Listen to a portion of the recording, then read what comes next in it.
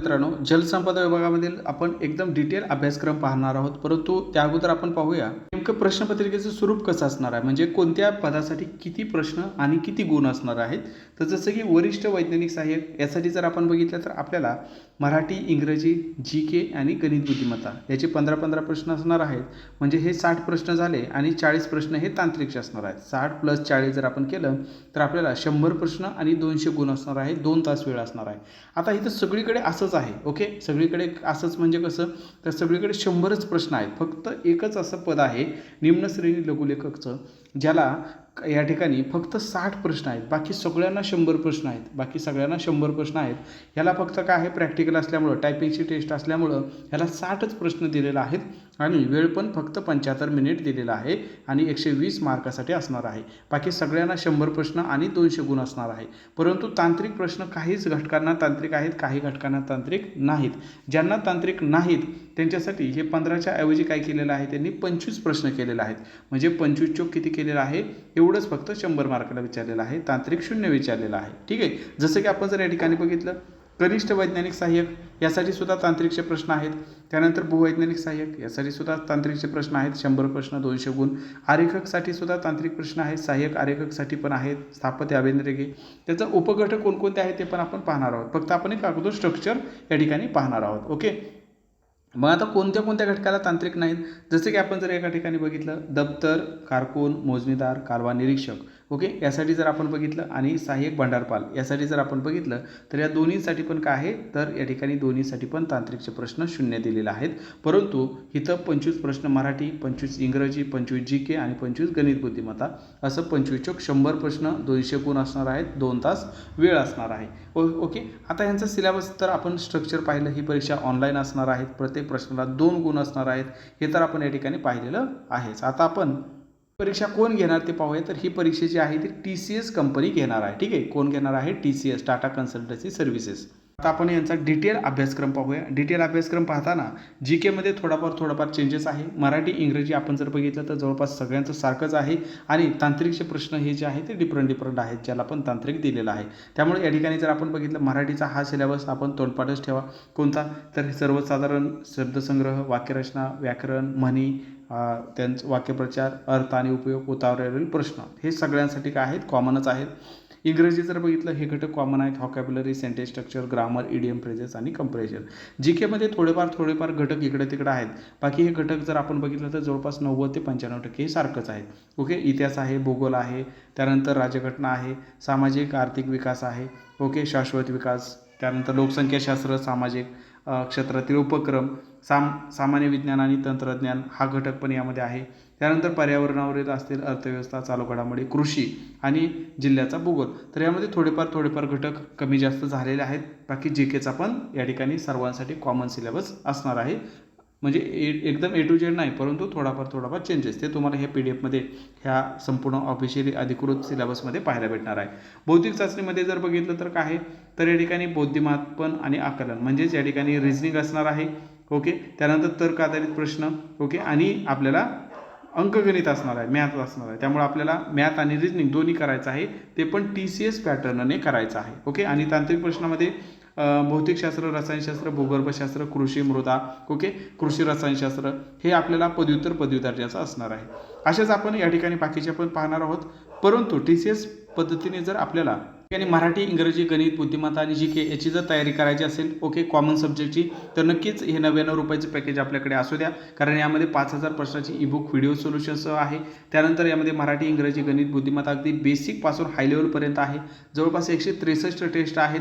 500 तासांचा व्हिडिओ संग्रह आहे. ऑलरेडी सर्व रेकॉर्डेड आहे. त्यामुळे कधीही किती वेळा पुन्हा पाहू शकता. 1 वर्ष त्याची व्हॅलिडिटी आहे. तर फक्त तुम्हाला काय करायचं आहे, 72 48 93 0176 या नंबरला 99 रुपये फोनपे किंवा गुगल पे करायचं आहे. पेमेंट केलं असं सांगायचं आहे किंवा त्याचा स्क्रीनशॉट पाठवायचा आहे. तात्काळ तुम्हाला सर्व वर जे कंटेंट दिलेला आहे त्यात तुम्हाला ॲक्सेस दिला जाईल. लिंक आणि पासवर्ड दिला जाईल, त्याद्वारे तुम्ही कनेक्ट होऊ शकता. मर्यादित काळासाठी वापर आहे, नक्की त्याचा लाभ घ्या. निम्न श्रेणी लघुटंकक लेखकासाठी हेच घटक आहेत. ओके. मराठी, इंग्रजी, जी के आणि बौद्धिक चाचणी यासाठी जर बघितलं तर ज्यांना पण हे जे काही 60 प्रश्न आहेत 120 गुण आहेत, तर 120 गुणापैकी ज्यांना कमीत कमी 54 गुण मिळालेले आहेत तर त्यांना पुढील चाचणीसाठी लघुलेखन चाचणीसाठी पात्र ठरवण्यात येणार आहे असं सांगितलंय. कनिष्ठ वैज्ञानिक सहाय्यकसाठी सुद्धा हाच सिलेबस आहे. ओके, थोडंफार GK मध्ये चेंजेस आहेत, बाकी हाच सिलेबस आहे आणि तांत्रिकचे घटक तुम्हाला हे विचारले जातील फिजिक्स, केमिस्ट्री, भूगर्भशास्त्र, कृषी, मृदाशास्त्र, कृषी रसायनशास्त्रामधील. त्यानंतर या ठिकाणी भूवैज्ञानिक सहाय्यक यासाठी सुद्धा आपण बघू शकता तोच सिलेबस जवळपास आहे. ओके, मराठी, इंग्रजी, GK, गणित, बुद्धिमत्ता. तांत्रिकचे फक्त या ठिकाणी थोडाफार चेंजेस आहे. भूगर्भशास्त्र आणि उपयोजित भूगर्भशास्त्र यामध्ये आपल्याला पदवी दर्जाचा अभ्यासक्रम असणार आहे. आरेखकसाठी जर आपण बघितलं तर मराठी, इंग्रजी, GK, गणित, बुद्धिमत्ता हे सारखंच आहे. GK मध्ये थोडंफार चेंजेस आहे, बाकी मराठी आणि इंग्रजीतून सेम टू सेम आहे. GK मध्ये थोडेफार 1-2 घटक यामध्ये काय केलेलं आहे, कमी जास्त केलेलं आहे. जसं ग्राम प्रशासन ॲड केलेलं आहे, महाराष्ट्र समाज सुधारक वगैरे यामध्ये ॲड केलेलं आहे आणि थोडंसं घटक कमी केलेलं आहे. हे आपण जर बघितलं तर हे संपूर्ण PDF मी टेलिग्रामवरती टाकलेलं आहे, तिथून सुद्धा तुम्ही पाहू शकता.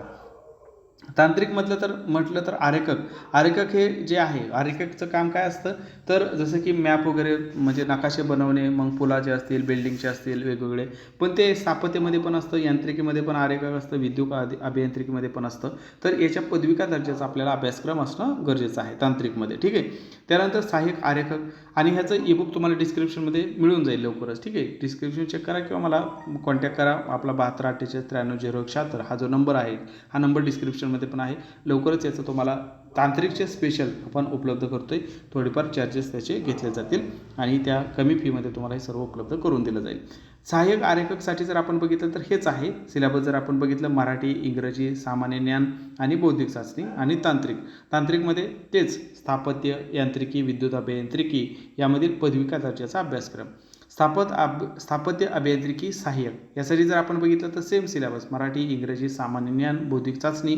ओके, बौद्धिक चाचणी सोपी असणार आहे 10वी लेवलची, कारण या ठिकाणी जर आपण बघितलं तर कोणतं पद आहे तर स्थापत्य अभियांत्रिकी सहाय्यक हे पद आहे, त्यामुळं त्याला थोडंसं काठिण्यपातळी कमी असणार आहे. तांत्रिक जर आपण बघितलं तर तुम्हाला डिप्लोमा लेवलचं सिव्हिल इंजिनिअरिंगमधलं विचारलं जाणार आहे, सिव्हिल डिप्लोमा लेवलचं तुम्हाला विचारलं जाईल. प्रयोगशाळा सहाय्यक यासाठी जर आपण बघितलं तर काय आहे, मराठी आहे, इंग्रजी आहे, सामान्य ज्ञान आहे. यामध्ये थोडंसं सामान्य ज्ञान काय झालेलं आहे, चेंज झालेलं आहे, हे लक्षात घ्या. ओके, जास्त नाही परंतु थोडंफार यामध्ये चेंजेस झालेलं तुम्हाला पाहायला भेटतील. याचं स्क्रीनशॉट काढा किंवा टेलिग्रामवरती आपण हे टाकले. संपूर्ण PDF आपल्या संग्रही ठेवा परीक्षा होईपर्यंत. बौद्धिक चाचणी आहे, तांत्रिक अभ्यासक्रम. आता हे जे पद आहे ते BSc वरून आहे. साहजिकच तुम्हाला फिजिक्स, केमिस्ट्री, भूगर्भशास्त्र, कृषी यामधील तुम्हाला पदवी दर्जाचा अभ्यासक्रम विचारला जाणार आहे. तांत्रिकमध्ये 40 प्रश्न असतील, 80 गुण असतील. अनुरेखक यासाठी जर आपण बघितलं तर यासाठी सुद्धा काय आहे, मराठी आहे, इंग्रजी आहे, सामान्य ज्ञान आहे, बौद्धिक चाचणी आहे आणि तांत्रिक प्रश्न आहे. तांत्रिकमध्ये जर आपण बघितलं तर तुम्हाला काय आहे, आरेखक, स्थापत्य ह्या दर्जाचा तुम्हाला अभ्यासक्रम विचारला जाणार आहे. ITI यामध्ये आरेखक, स्थापत्य म्हणजे सिव्हिल याच्यावरतीच तुम्हाला प्रश्न जास्त विचारले जाणार आहेत. आता दप्तर, कारकून, मोजणीदार, कालवा निरीक्षक. ओके, हे जे काय आहेत तर यासाठी कोणतंही तुम्हाला तांत्रिक नाही, फक्त तुम्हाला काय आहे मराठी, इंग्रजी, गणित, बुद्धिमत्ता आणि GK 25 म्हणजे 100 प्रश्न, 200 गुण असणार आहेत. 2 तास यामध्ये तुम्हाला वेळ असणार आहे. MCQ टाईपचे हे प्रश्न असणार आहेत. ठीक आहे, मराठी, इंग्रजी, GK आपण बघू शकता आणि गणित, बुद्धिमत्ता जवळपास तोच सिलेबस आहे. थोडाफार यामध्ये कंटेंट ॲड केलेला आहे. सहाय्यक भंडारपाल यासाठी जर आपण बघितलं तर काय मित्रांनो, तर यासाठी सुद्धा तुम्हाला सेम टू सेम तसाच सिलेबस आहे. ओके, मराठी, इंग्रजी, गणित, बुद्धिमत्ता आणि GK असणार आहे. कनिष्ठ सर्वेक्षक सहाय्यक यासाठी जर आपण बघितलं तर यासाठी तुम्हाला टेक्निकलचे 40 प्रश्न असणार आहेत. बाकी जर आपण बघितलं तर बाकीचे हे 60 प्रश्न असणार आहेत. यामध्ये भौतिकशास्त्र, रसायनशास्त्र, गणित, इंग्रजी, ओके, या विषयातील उच्च माध्यमिक शालांत परीक्षा दर्जाचे प्रश्न, त्यानंतर ITI भूमापक सर्वेक्षक यावरील आणि कृषी या रिलेटेड तुम्हाला तांत्रिक प्रश्न विचारले जाणार आहेत. हे सुद्धा आपण या ठिकाणी लक्षात ठेवायचं आहे. पुढे जर आपण या ठिकाणी बघितलं तर पुढचा जो हे आहे तर एवढीच पदं आहेत. ठीक आहे, एवढीच पदं आहेत. जसं की या ठिकाणी आपण सर्व पदं जेवढी पण पदं आहेत तेवढी या ठिकाणी डिस्कस केलेली आहेत.